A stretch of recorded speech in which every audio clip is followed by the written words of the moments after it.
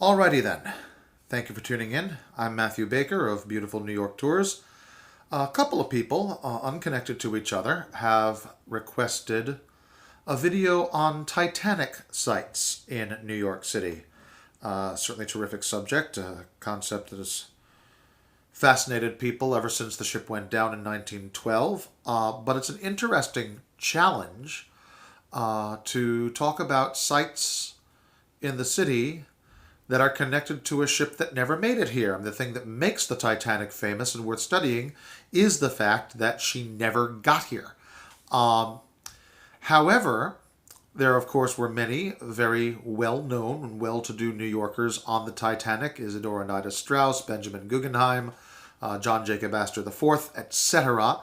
And so there are many memorials to them individually and to those who were lost on the Titanic in general. There are various historic plaques on the buildings where people lived and worked.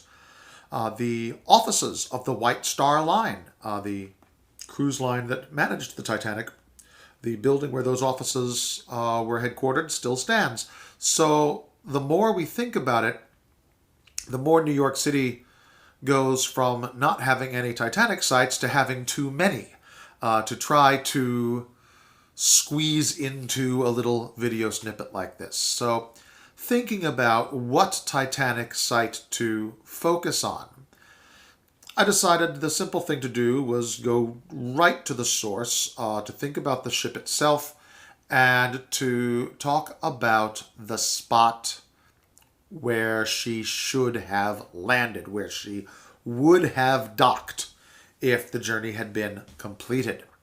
The Hudson River, which marks the border between New York and New Jersey, has jutting into it several piers, which once upon a time were very active transatlantic piers. And at the western tip of 23rd Street, the Chelsea piers are today largely an athletics complex.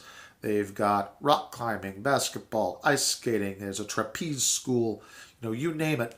Lots of fun, family, physical activity going on the Chelsea piers.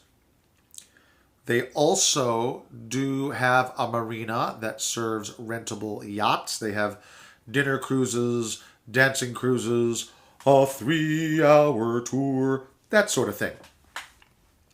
But they no longer serve transatlantic ocean liners.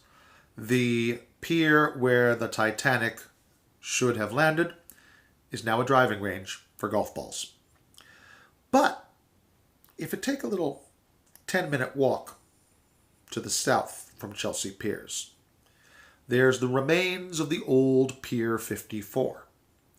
There's not much there now, but that is where the RMS Carpathia landed. The Carpathia, of course, the ship that picked up the survivors from the Titanic. And what little remains of Pier 54 is a rusted old arch. And if you look closely and carefully in the right light, you can see on this arch the outline of the old sign, Cunard White Star, the White Star Line that handled the Titanic. So it's one of those wonderful little snippets of a New York that used to be, but only has, a little bit of the ghost of what was once there still visible. Usually, if I find myself over on the west side right by the river like that, it's because we're on a bus tour or a limo tour or something we're doing on wheels. Rarely does a walking tour take us all the way to the river in that manner. But these are definitely sites worth seeing. And if it's part of a tour that you would be interested in once we're able to do physical touring, please check me out at Beautiful New York Tours. You can search Beautiful New York Tours on Facebook or email me at baker.tours@yahoo.com. Again, that is baker.tours@yahoo. Thank you very much.